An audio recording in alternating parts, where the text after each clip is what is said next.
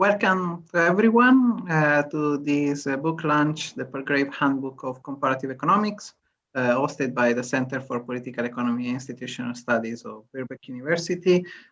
This event is video recorded and will be disseminated via Birkbeck YouTube channels and other Birkbeck and UCL social media platforms. So if you don't want to appear since it's video recorded, please, you can feel free to switch off your camera. Now, I'm very delighted and honored to essentially chair this book launch. I think this handbook provides a very insightful and very intellectually stimulating journey across different angles of the comparative economic studies. And the speakers definitely will talk more in details about it. Now, as you can see from the agenda, we have three very high-profile speakers. I have to inform you that, unfortunately, due to unforeseen family issues, Professor Daniel Berkowitz had to cancel at the very last minute. We are very sorry for this, but we are sure that we will be able to invite him for future events. So this will give a little bit more room to the other two speakers, who are Dr. Elodie Douarin, one of the editors of the handbook, and lecturer of economics at the School of Slavonic and East European Studies of University College London. And she will take you throughout the handbooks, and throughout this journey will introduce the handbook.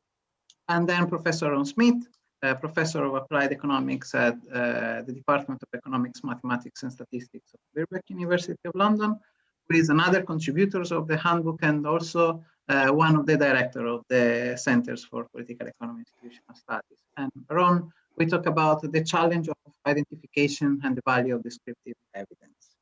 Now, then at the end, we will have a Q&A session with the audience. Now, before giving the room to the speakers, I would like to invite you to keep your status on mute, please. And if you have any questions, to raise your hands or to use the chat. Patricia, the event and project officers of the School of Slavonic and East European Studies, kindly offered to help managing with the waiting rooms Q&A.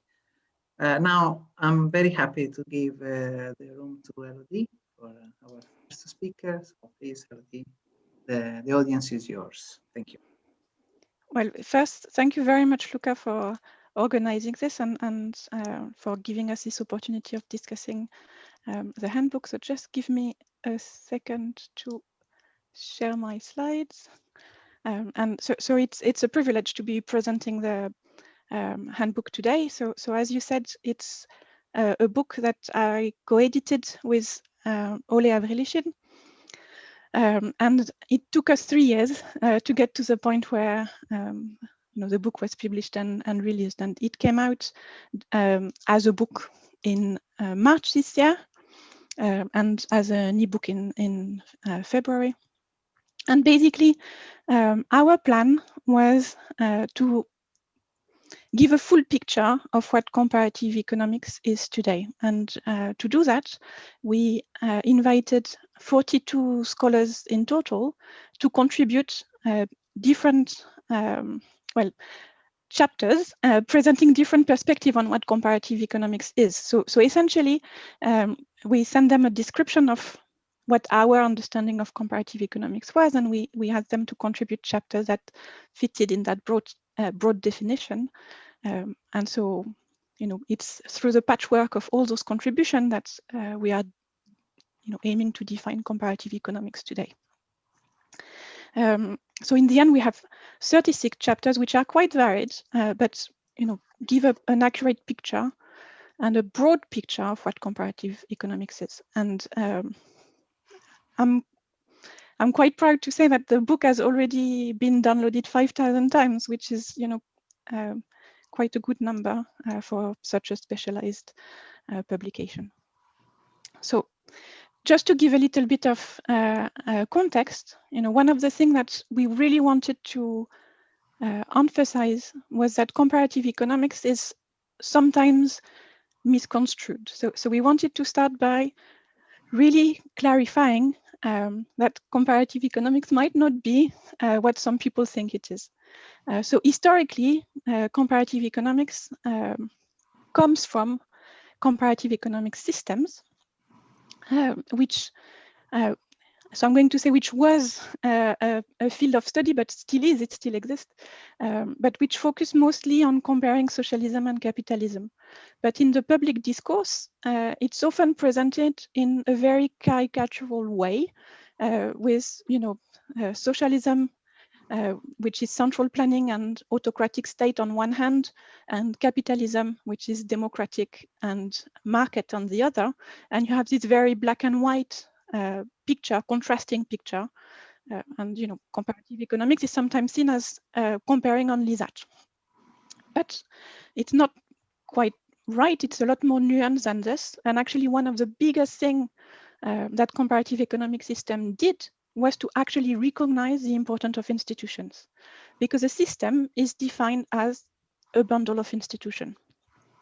And the way those institutions are described, even in historical terms, in the 1970s or in the 1980s, so it's short history, but it's quite detailed description of institutions. And so that was one aspect that we really wanted to emphasize.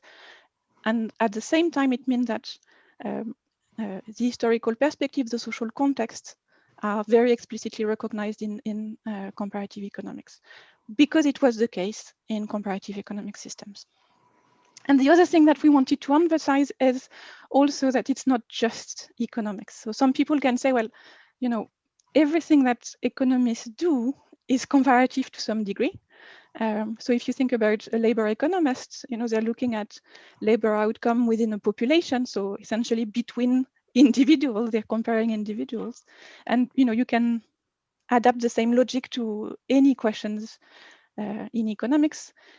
And so maybe paradoxically, comparative economics is about recognizing that some of the big questions are better tackled in a pluridisciplinary fashion.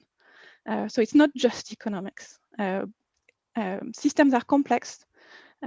Maybe there's more than growth that should be of concern. So outcomes are multiples, and for that reason, the best way to understand economic systems is to adopt a context-rich approach, and that means a pluridisciplinary approach. And so those two things, are the two main things that we wanted to really have recognized in the way the handbook is organized. So just as an illustration that those two things were really there in comparative economic systems, I've taken two snapshots of a very well-known comparative economic system textbook. So that's the second edition, which was published in 1985. And if you see in the picture in the middle, the description of an economic system is based on 4 features. So for example, if I take organization of decision making, it's between centralized, which is essentially central planning, and decentralized, which is essentially the way markets are working.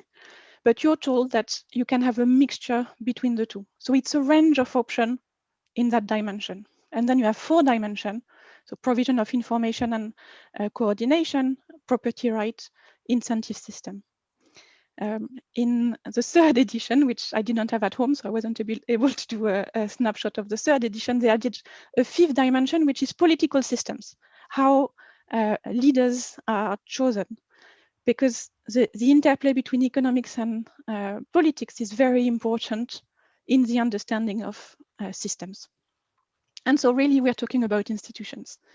And then the other snapshot that I've included here, which is about performance criteria, is an illustration of the fact that growth is definitely only one of the outcome which is considered as a criteria of success for a given economic systems. So we're already thinking in terms of Millennium Development Goal or Sustainable Development Goals. There's more than one dimension. There's more than one thing that an economic system needs to do to be considered as successful. And so economic growth is one, but it's not the only one. And so with this in mind, it's really the logic behind the structure of the handbook that should be revealed. So we start with part 1 with an entire section which is dedicated to thinking a little bit more about the historiography of comparative economic system and the legacies of this field. So again, when I say legacies, I don't mean that comparative economic system doesn't exist anymore. I just mean that it has had impact on other fields. It has evolved in other things, and so it's comparative economic system plus. So comparative economics is much broader. It does include economic system, but more than this. So that's what part 1 is about. Then part 2 looks into different chapters in which people have used comparative economic systems or comparative economics techniques to understand outcomes in the past. So it's very much showing that the methodology and the approach of comparative economics is applicable in contexts which are quite different to comparing socialism to capitalism. So in part 2, we're focusing in particular on historical investigations, and then in the rest of the book we look at more recent focus in terms of time. Then section 3 focuses specifically on the post-communist transition, because the transition was such an important period of time for the evolution of the field. So with the fall of the Berlin Wall, socialism disappears mostly, and so comparative economic systems need to rethink itself a little bit, because part of the focus, so this comparison between capitalism and socialism, disappears. And so all those tools, all those methodological approaches, how can they be used to continue the understanding of how you get to better outcomes, better welfare, better well-being. And so so part 3 focuses a lot on the lessons that have been learned from the process of transition in Eastern Europe and the former Soviet Union. Then part 4 looks at what is known as the new comparative economics or new institutional economics, and it's the first step of a recognition of the importance of institution in a more mainstream perspective. And so, that's one of the lessons of comparative economic system, translating into, broader interpretation in more mainstream economics. And so new comparative economics, new institutional economics is there. And so it's more focused on growth and formal institutions, but it's still a recognition that, those institutions matter. In part 5, we broaden the goals. So we look at outcomes beyond growth, again, in the logic of comparative economic system, which recognize that the success of an economic system was more than growth. And then in part 6, we broaden even more the goals and the approach, and we look at inequality, populism, migration, so topics which for some of them are a little bit more sociological, a bit more based on informal institution and culture. So it's again, a broadening of goals and methods. And then finally, we finished with part 7, which is discussing a little bit more the methodologies of comparative analysis. And for the purpose of today, we have run a chapter in there, which is a challenge of identification and the value of descriptive evidence. And really, the thing that's fascinating with that specific chapter is that it could also have been the introduction to the handbook.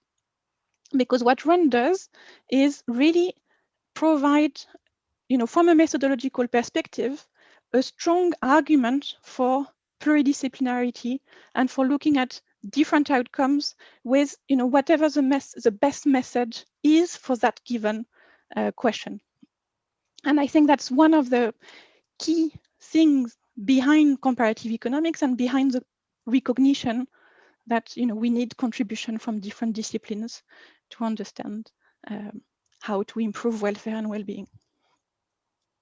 So I'm done with my grand tour of the handbook, I just put there a few praise that we've received, by some very well-known professors. And then I just wanted to conclude on a happy picture with, especially Ole there, because he couldn't be with us today, but it's important to include him in this event, so that the last time he came to London in January last year, you can see also Luca on that picture. And that's it from me.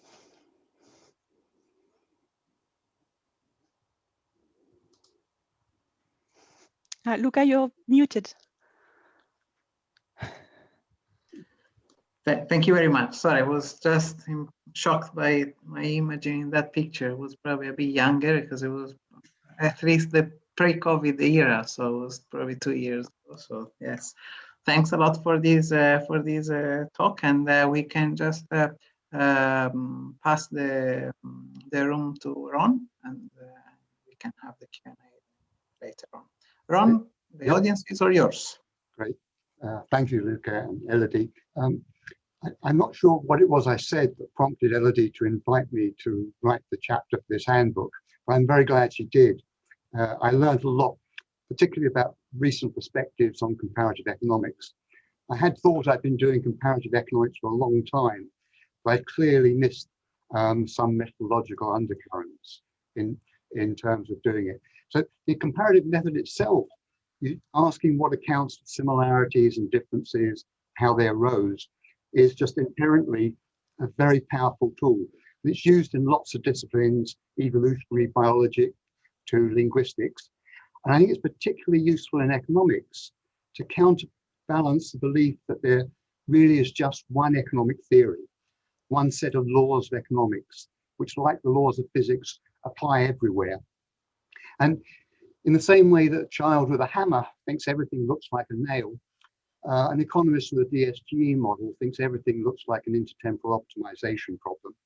And then the model can then very well become a straitjacket that stops you looking at what's unique to an economy, how the motivations and constraints of actors in different economies can be very, very different. But I think there's an issue there in what I would like to see as a creative synthesis of lots of different disciplines. Many economists would just see as undisciplined eclecticism, running everything together, and it's getting that balance between those two things correct. And I think that's what I want to do, and come back to the evidence. But I think I've just talked a little bit more about the comparative economics and sort of my background. I think it makes you sensitive not only to the contrasts between countries, but the history. You sort of ask, how did they get there? And there's a lot of interesting articles in the handbook on comparative economic history, institutions in antiquity, Chinese exam system. And history also provides the discontinuities, the natural experiments that can be useful for asking causal questions. Ajmoglu and Robinson compare Nogales, a city which is divided between Nogales in Sonora, Mexico, and Nogales in Arizona, the USA. And just comparing those two, which are so similar in a lot of respects, but are very different, is really useful. Similarly to the north, if you compare the car town of Detroit with the other car town of Windsor, just across the bridge in Canada, they're very close, very similar in some ways, but institutionally completely different. And I think that linking in the history is really important. I think, I've always sort of thought I did comparative economics as an undergraduate. I got interested in Marx, so comparing modes of production was a natural comparison.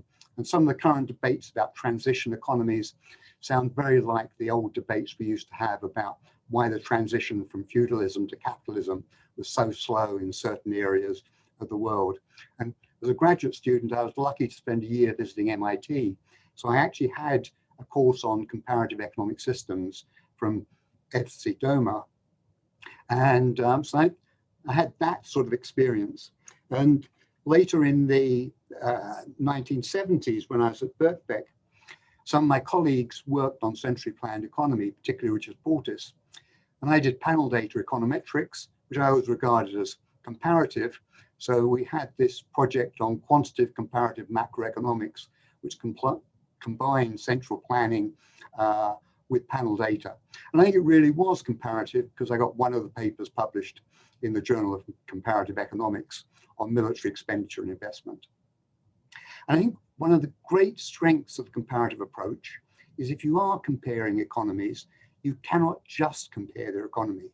You have to think about their wider social systems, their institution, their culture, their geography, and their demography, which is often very, very important. And my chapter is really about how you look at the evidence when doing this sort of comparative economics.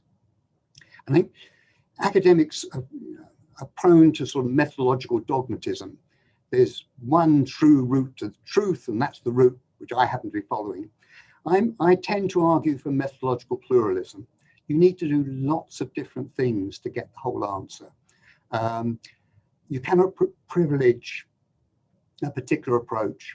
And I sort of, in the paper, I present it as a sort of ladder. You know, what's thought of as the top rung is causal analysis, trying to make causal inference and causal statements.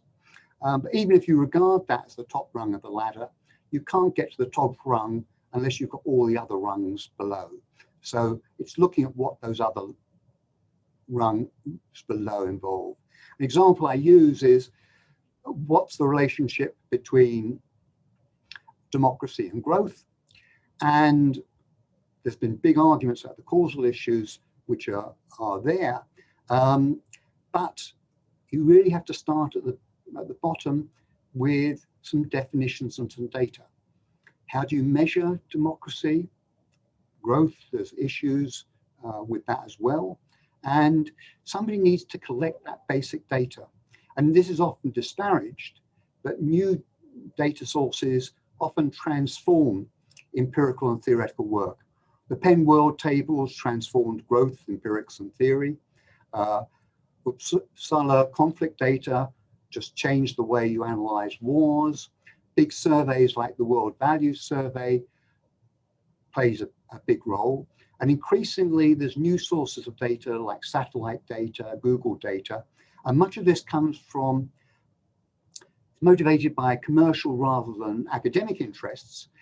But if the academics can get hold of it, they can really use it to answer some really interesting questions. So the next rung up from the data is actually summarizing the data, recognizing patterns, and a very persuasive way of recognizing the patterns is in terms of stylized facts. And these stylized facts are something that any theory must account for. Calder's stylized facts about growth have been very influential, originally proposed in the late 50s, developed slightly in the early 60s. And while Solow commented they were certainly stylized, it was not clear whether they were facts, most growth theorists seem to have accepted them.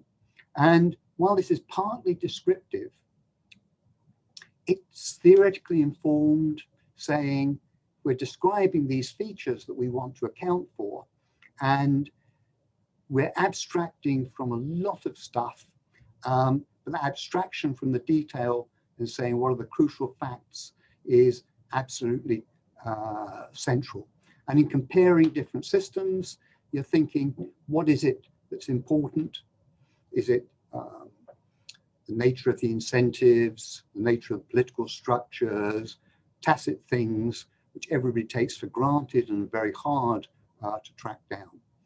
So once you go beyond these sort of basic patterns, these stylized facts, then you're thinking about associations and correlations. And these are very often put down, you know, that equation's neither structural nor reduced form. What is it? Well, what is it is very often something you don't know what it is. And quite often, relationships like the Feldstein-Horioka relationship between savings and investment is clearly not structural. It's clearly not a reduced form, and it's posed a puzzle.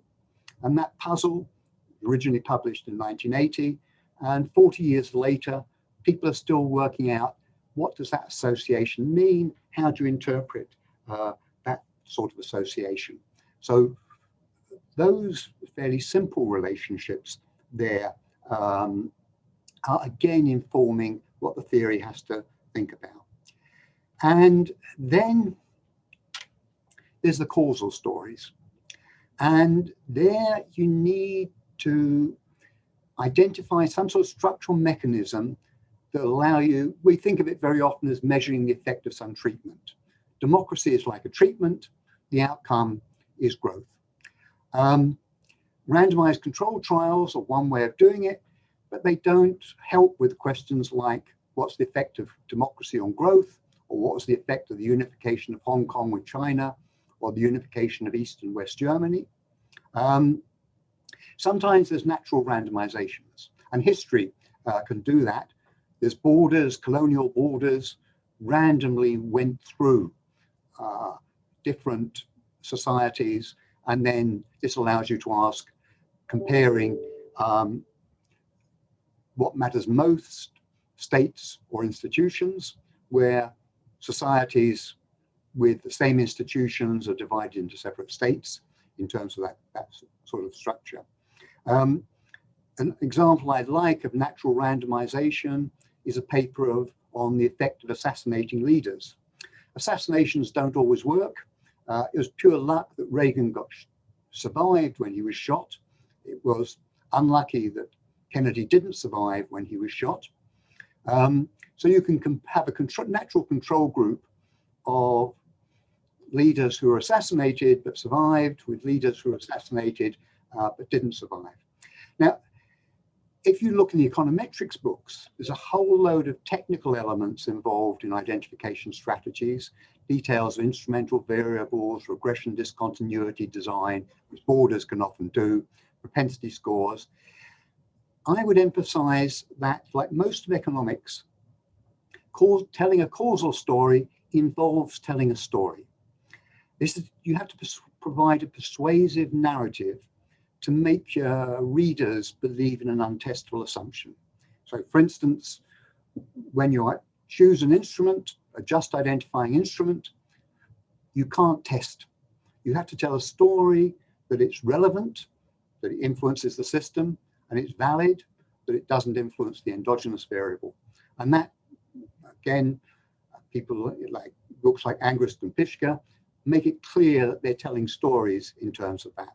So if what we observe are correlations.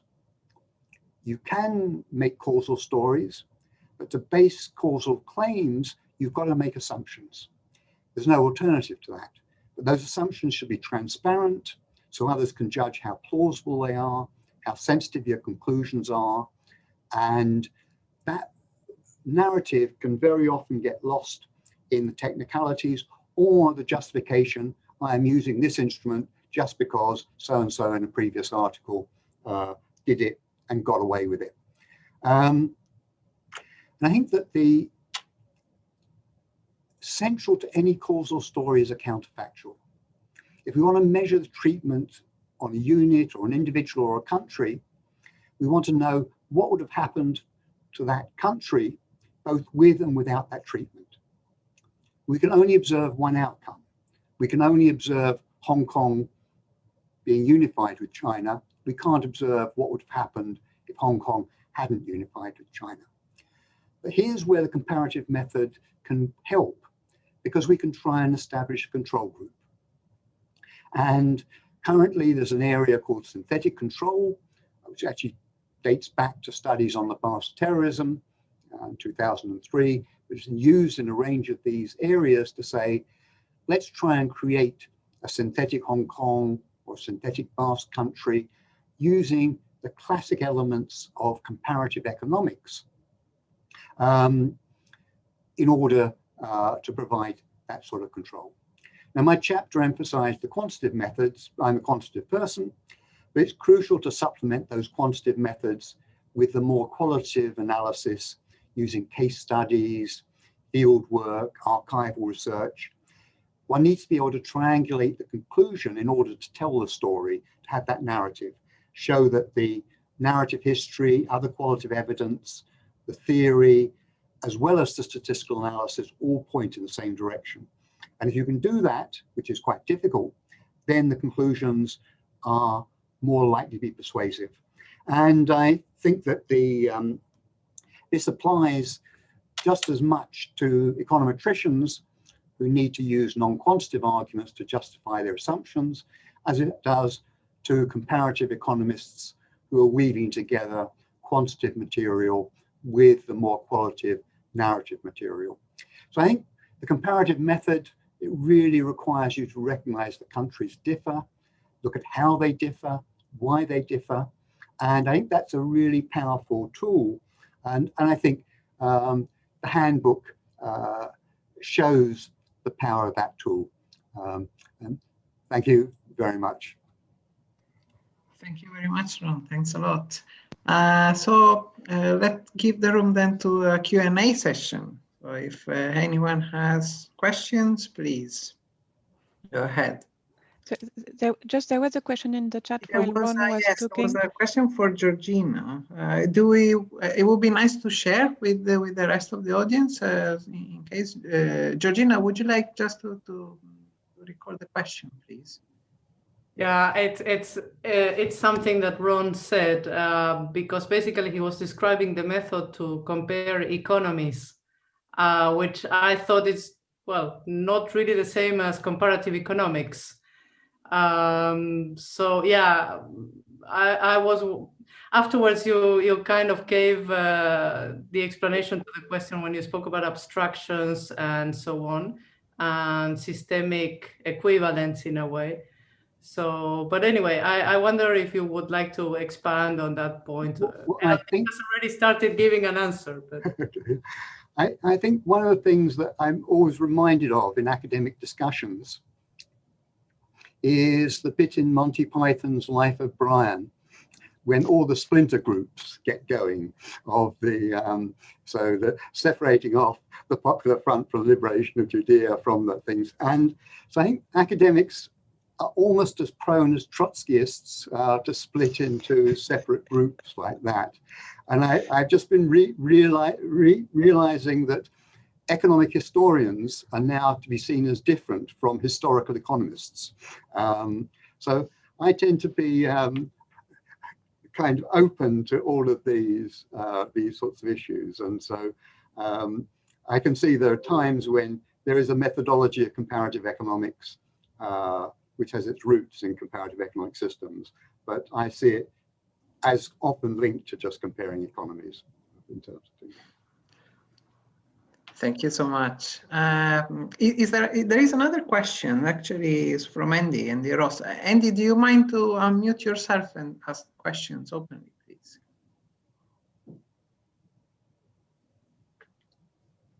What? Hello. Hi, Andy. We can see you. Hi, everyone. Good to see you too. My question is in the chat. I'm just saying, but hasn't it's very necessary books like this, I think. Hasn't academic economics actually almost come to be defined by a certain approach of a certain range of techniques, and that's ingrained because the supply of economists. That's what most academic economists now are trained in. I can find, not mentioning any institution, of course, but I can have a discussion about models and techniques. But if I try broader things, it just seems like the economist has nothing more to say than anyone else, even though it's a sort of economic type topic. But it's not particularly applicable to standard economic techniques. So you don't get very far. So we've almost defined the discipline by a certain set of techniques rather than a range of things to be studied. Mm-hmm. So I think that's my question, if it's a question. I think that's probably true. And certainly Gary Becker, who's not a heterodox economist, almost gave up economics in the early days because the things he wanted to study, like crime and the family, the economists kept saying, oh, but that's sociology, that's not economics in terms of doing it. But then what happened then was he led the charge of economic imperialism, where the economic methods then he did indeed. took over. That's a very good example of how, yes, we don't learn from other disciplines, we try to take them over. So just to go back on the example that Ron gave earlier about economic historians, I think economic historians are another example, where they definitely use the method of the economist, but the question that they are looking at are often much broader, because you might have things about social structure and the long-term legacies of social structures, for example, which might not be the first thing you think about when you think about the type of method that are implemented. But that's a good thing, and to some extent, that's a little bit, trying to consider the ladder that Ron was talking about. So you need people who are working on the correlation and the association, and if you can get all the way up to causality, that's a good thing. But it means that it's a call to interdisciplinary collaboration or tolerance for people using different methodologies to tackle similar question, but in a more in a broader way. And there is another question from Annie Tubadzi. Annie, if you want to unmute yourself and ask the questions too. Hello, everyone. Hello, Elodie. Hi, Annie. I was wondering whether the really interesting and appetizing book that you presented is as ambitious and eclectic as going even beyond institutions, because your own research is definitely looking at this, how attitudes are made, how they evolve into making different institutions. So is there a chapter that's looking at that? Yes, there is. so let me go back to my slide just for a second. So when I was showing you the structure of the book, so let me go back. So section 6, which is addressing new issues in comparative analysis, is exactly doing that. So widening the net even further. So as I said, section 3 is very much growth and formal institutions, which is new comparative economics.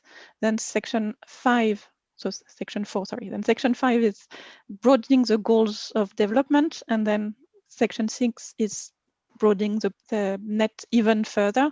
And so, for example, you have the chapter by Tom Ivlev, which is looking at how institutions are affected by migration, and is looking specifically at migrants who are still abroad, and whether through communication with their family and friends back home, they have an impact on institutional quality back home.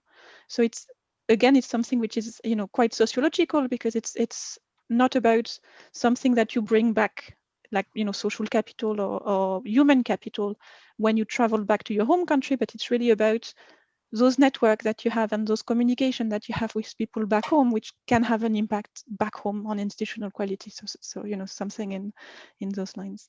The chapter by Clarita Gerciani and Ron Winthrop is about the equilibrium between attitudes, people's attitude towards the state and towards tax evasion as a response to their perception of the quality of the state, or their trust in the state. So they have a theoretical model where they explain that you're likely to have different equilibriums, and then they have an empirical section where they comment on correlation that they identify in their data, but that are supportive of one equilibrium rather than another. So and so all those chapters are illustrating Ron's point about collecting correlation, building the story,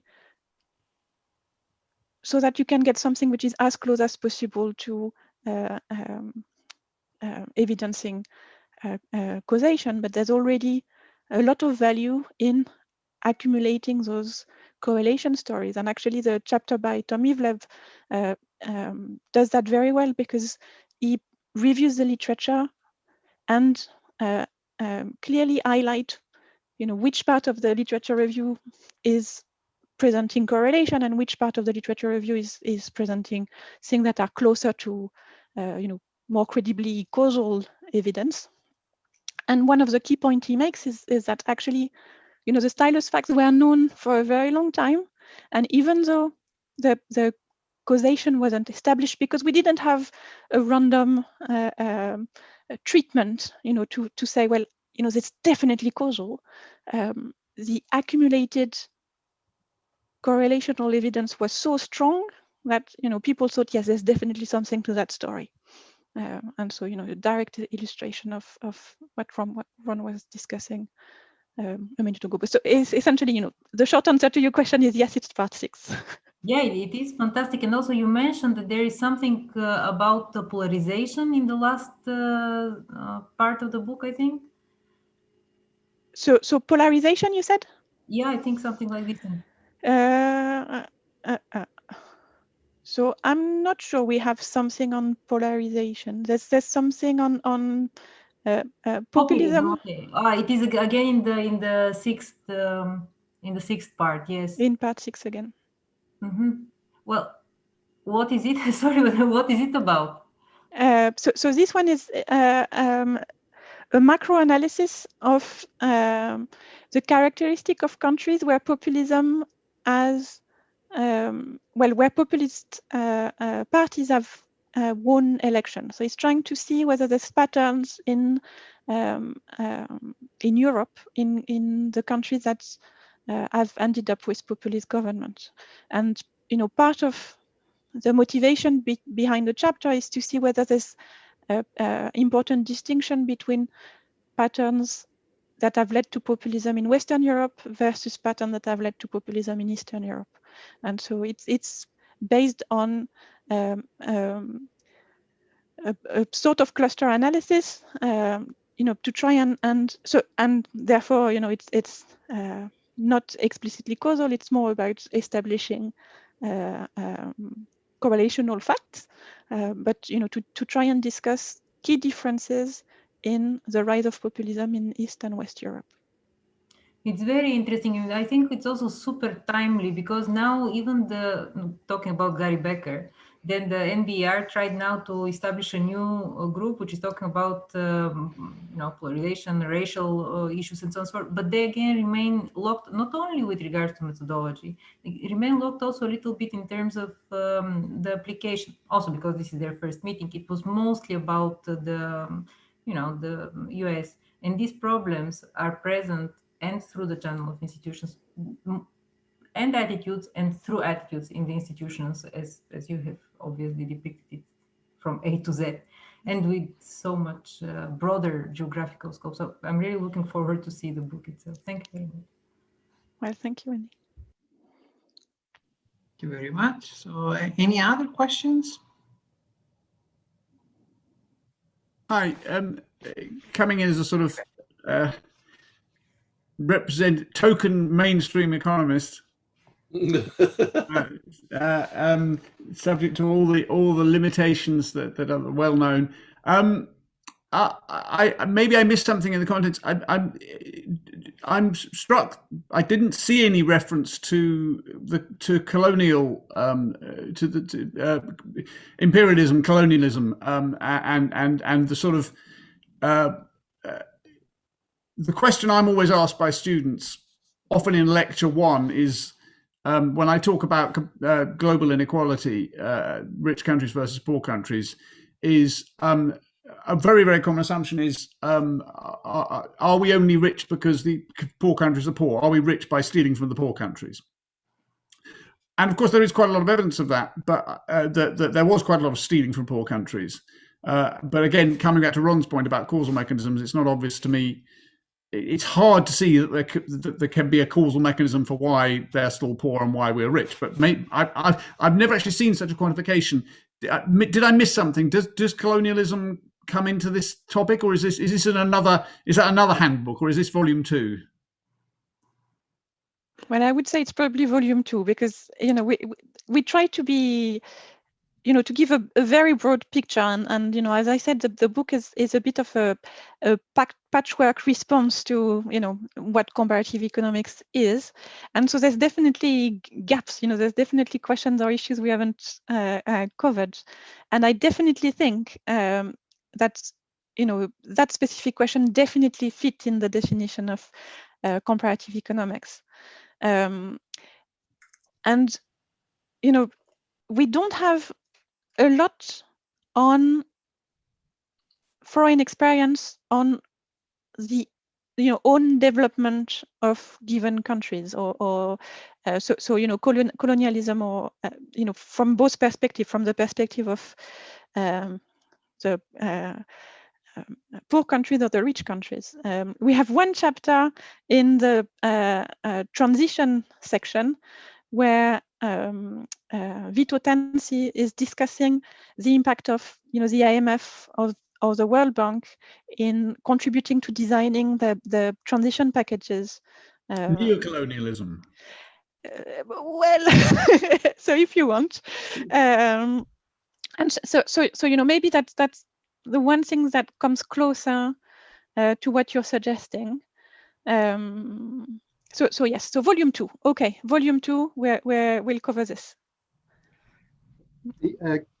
Going back to the Acemoglu and Robinson, because they use colonial settler mortality as one of their instruments, which has generated quite a lot of discussion.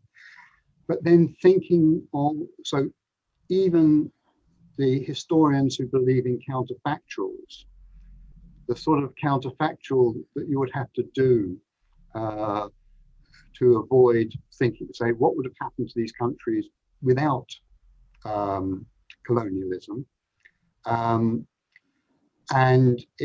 so I think it's and it certainly was one of the, going back to my undergraduate days, the debates about transition from feudalism to capitalism, whether what happened to Latin America was that it wasn't that it really was maintained feudal structures, but it was part of this capitalist system of being exploited in a particular sort of way. So I think there are probably two big questions, so that you can get elements, but I think it would go beyond this, the trying to make causal statements about the effect of colonialism. So given it's just so deeply ingrained in the history, it would be hard. Well, I wondered whether encourage the students to study it beyond lecture 2.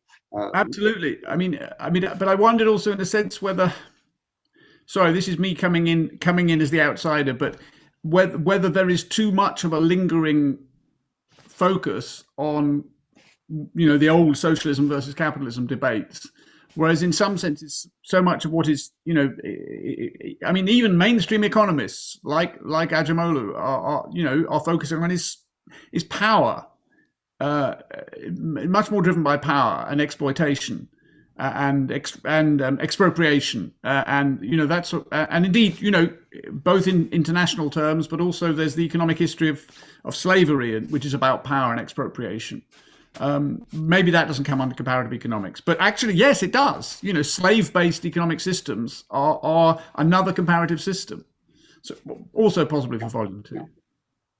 Yeah, no, so essentially, it's about how you define institutions and how you measure different dimensions within institutions. And there's probably still a lot of work to be done in terms of, having appropriate measures and disentangling the dimensions properly.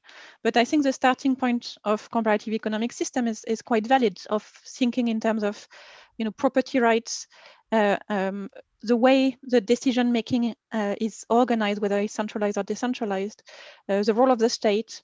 So the 4 dimension plus 1 that I showed in my slides is one approach to disentangling those systems into things that you can call institutions, and essentially it means that something like a system based on slavery, can be described along those dimensions.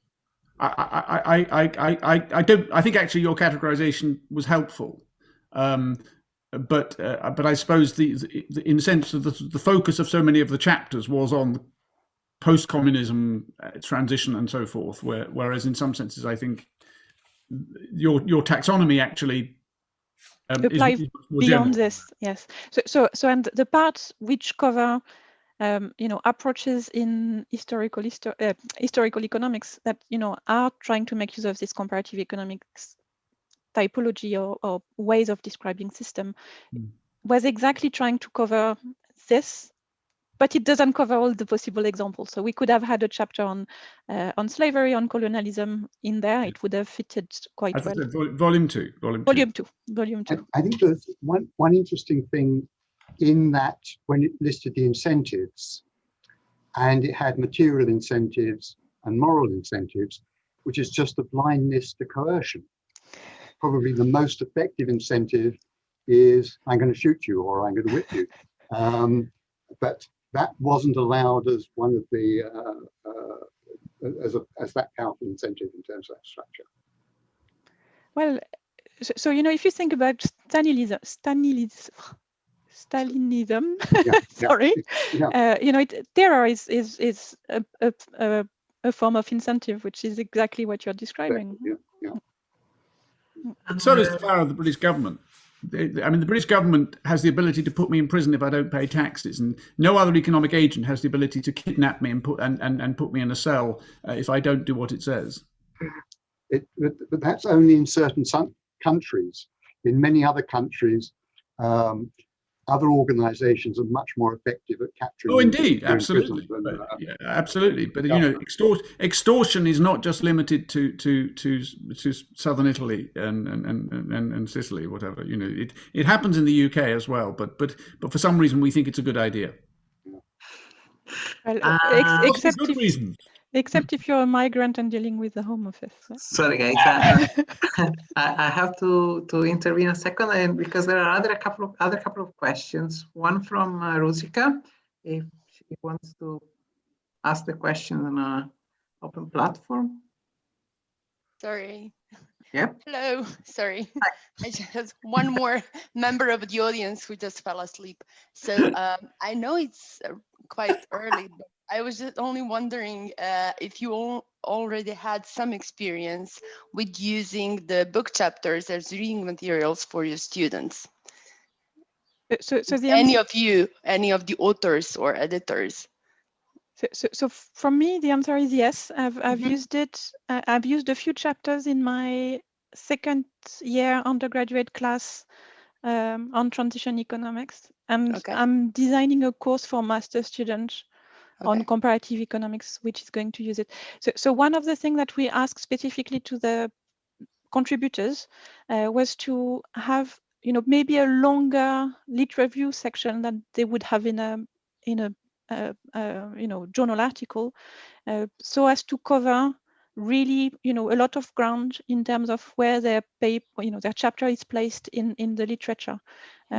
So the objective was really to have chapters that would be useful as entry-level text for people who are interested in those questions, in terms of having a full overview of the literature in that's covered in the different chapters.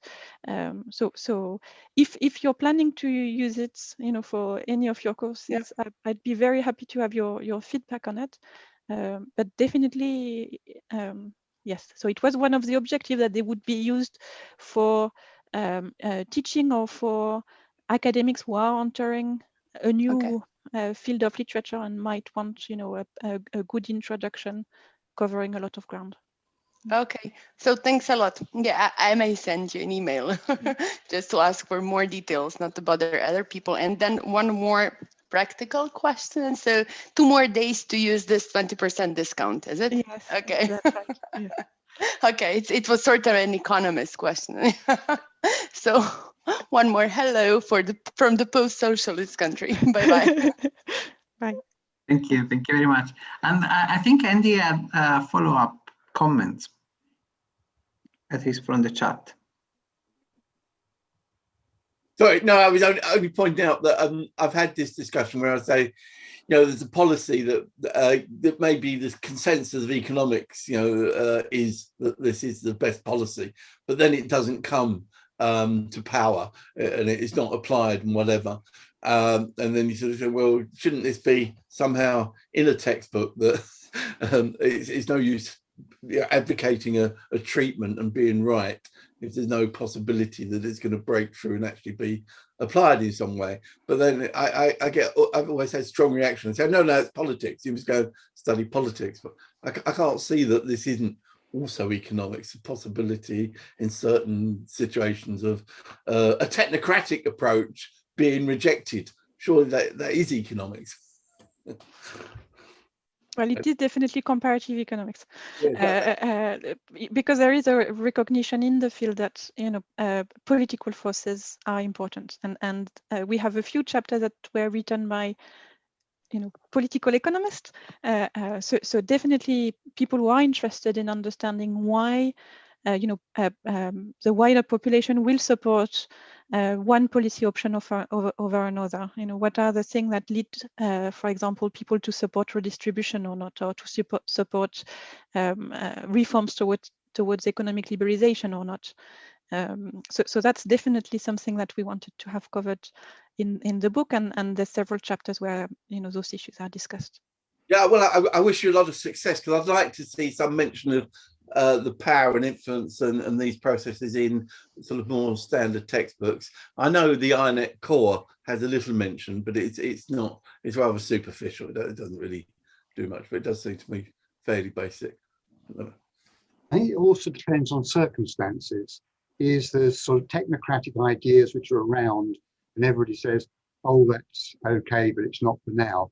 And then suddenly something unusual, like a war or a pandemic happens, and then suddenly these ideas which were off the wall beforehand suddenly become more attractive. Yeah. Keynes is reborn every crisis.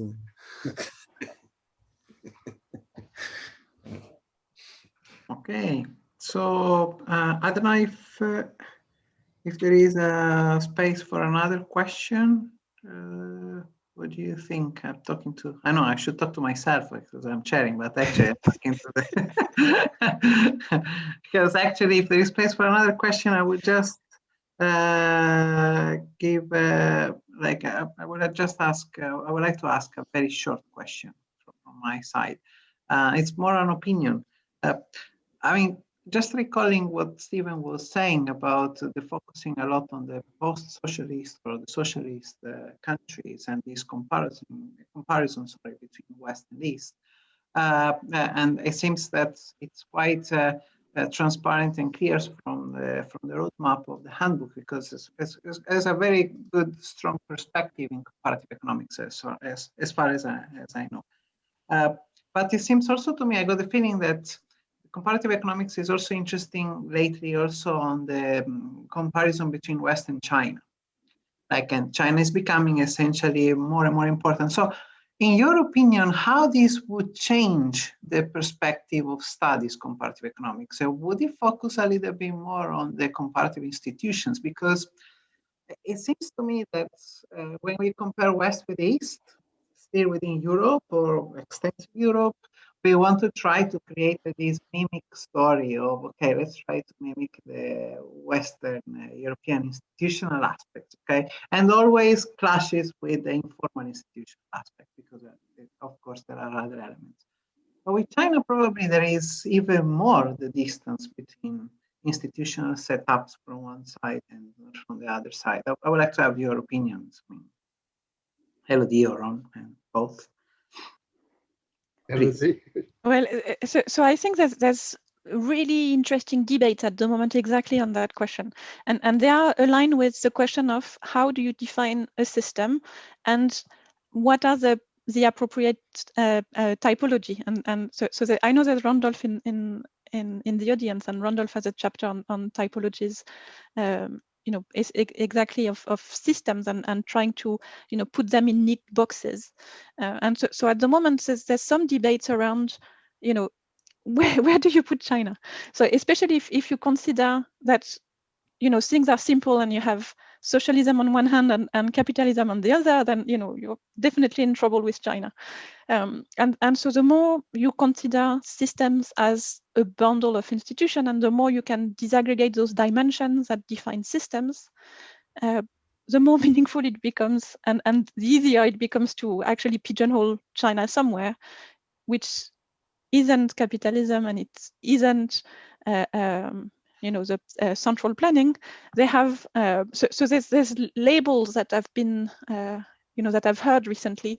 So you have authoritarian capitalism, you have state-led capitalism. You know, there's a lot of new labels appearing, and essentially they are about, you know, thinking about the better ways of defining those systems, identifying the dimensions that are meaningful, and creating new typologies and new labels. And I don't think there's quite a consensus yet on whether, you know, China is I mean, it is a sustainable model, but you know, whether it's going to emulate a lot of other countries to follow a similar model, you know, whether there's some specific constraints or opportunities that are particular to China, which mean that socialism with Chinese characteristic, which is very useful as a label indeed, and then you know that, you know, it can't be transposed anywhere else. Or well, anyway, so I think it's a very interesting area of debate at the moment, and which is completely coherent with the general message of the book, which is that, you know, systems are still relevant. There's a lot of complexity in the way institutions are defined and interplay, and, you know, it's not one set of definition. There's still place to define new typologies, to think about new ways of investigating institutions. We still have, you know, well, good news, academics, there's a lot of work to be done. Yes. Thank you so much. I think probably we should stop here, right? Because we also... Just Luca, I see that there was 2 hands raised. One more question regarding especially... Oh, no, okay, but that is... I don't think it's related to the... But there's 2 raised hands. So I don't know if you want to...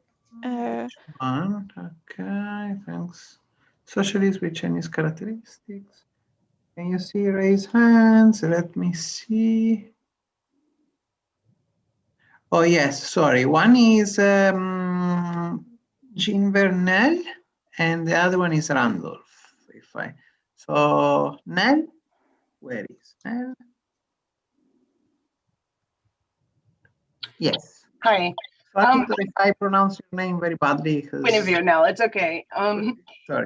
So my question is, I did miss the beginning a bit, but I wanted to, recently there have been discussion about critical race theory, and like in America, the sort of the right wing who support Trump, you know, kind of are very much against it. And that's all, the right wing in Trump is obviously kind of like this populist movement that's similar to populist movements in Europe. And, you know, and you have this sort of post-truth disinformation thing that you see in Russia. So there's this intersection of race theory, which are race issues, which America has had for a long time, and the sort of rise of populism that kind of looks similar to what you see in other countries, and especially, you know, and then the intersection of disinformation. And I'm just wondering if any of the chapters are looking at this kind of thing, which seems a little bit new, but also probably not that new. It's probably, you know, it's a pattern that has led to fascism in the past, that kind of, and it can go through oligarchy. And so it's oligarchy, populism, authoritarianism kind of thing. And I'm just wondering if there are any chapters that look at that kind of a thing and compare different countries. Thanks. So sorry, shall I take also Randolph's question and then we put Randolph? So... No, mine was actually encouragement for Elodie, because she did a fantastic job, and we are really now waiting for the volume 2. So prepare and let us see in few years' time in volume 2, because I think the success of this project paved the way for the next one. That's the logical continuation. So that was my just remark. Thank you. Thank you. So Elodie. So I mean, I can answer to Randall. That's easy. Thank you very much. And I'll keep a chapter for you in volume 2 then. So we don't have a question specifically on critical race theory, and we don't have something that addresses very specifically the issue you were mentioning, but we have chapters which are related. So I think there's two issues that are relevant to what you were saying. One, which is rising inequalities or perception of inequalities, and why are they rising, and why people are sometimes perceiving inequality as rising more than they actually are, or maybe they are more concerned about inequalities that what might be reflected in the reality, or they're accurate, but the concern over inequalities is very, very high. And inequalities in different dimensions, which can be, racial, gender, different groups within the population. And so that this notion of identity that is becoming more and more relevant in the way people form their attitudes, and then how they, maybe cast their votes or behave socially. And so we have a few chapters which are discussing those issues. So the importance of inequality in generating policy preferences, for example, or the importance of perception and attitudes and how they are formed, and why it's important to understand it for political process. And then we have a chapter on the rise of populism in Eastern and Western Europe. So there's bits and pieces of element which would be relevant to this type of question, but we are not tackling that question specifically. And if you want me to point, the specific chapters, do feel free to send me an email, and I'll be happy to, to list all the chapters that have something to do with, especially the link between inequality or policy perception and attitudes, which then have consequences for voting and social behavior. Okay, thanks very much. Yeah, I just think it's really important right now to understand the causes of the rise of like populism and authoritarianism and oligarchy and its connection to fascism. And I think all of these things are so kind of, it could be one leads to the other. And I know comparative economics isn't necessarily about that development process, but if you compare each of these systems, you might see those connections, and that might be really important. Anyway, maybe some of that will be more for volume 2. Thank you. I might email you. Thanks. Okay, thank you. Thank you very much. So I think then we can conclude and wrap up a little bit. So I'd like to thank you, the speakers, thank you very much, Elodie, and thank you very much, Ron. It was very, very interesting debate. And actually, if I can, as a special thanks to Patricia, again, that helped us a lot for organizing, advertising these events. So Patricia, thank you so much. And of course, a special thanks to all the participants. And yeah, it was a very interactive session. Now, Elodie, last word to you, because in case you want to give us some sort of, I don't know, about the discount or some additional information about the handbook, and then we can conclude. Well, so first I wanted to give a little wave, because I saw that in the audience there's a few of the author chapters. So we've heard from Randolph already. I saw that Francesca Gagliardi was there as well, and Jan Fiedmerk. So hi, and thank you very much for coming today. So have a look at their chapters; they're really interesting as well. Then thank you, Luca, so much for organizing this. I think in terms of successful event, if you brought to sleep a baby, and if the conclusion is that you should write volume 2, it's definitely a very successful event. So, and then the last thing I wanted to say is that indeed, support the handbook launch, the publishers have created a discount which is valid until the 20th of May. So it was on the registration page when you registered for the event, but you know, if you want to use a discount code and you haven't found it yet, please email me and I'll be happy to you know, send it to anyone who wants it. And just to conclude and, you know, to say goodbye to everyone, I think it would be nice to see this beautiful picture again, and, you know, to hope that next time we'll do an in-person event and be able to do another selfie with a lot of smiling contributors. Perfect. It seems a very nice way to conclude. Thank you so much to everyone. Thank you so much, Ron and Elodie, and to all the participants. Thank you. Thank you. Thank you, Luca. Thank Thank you, Ron. Bye. Bye.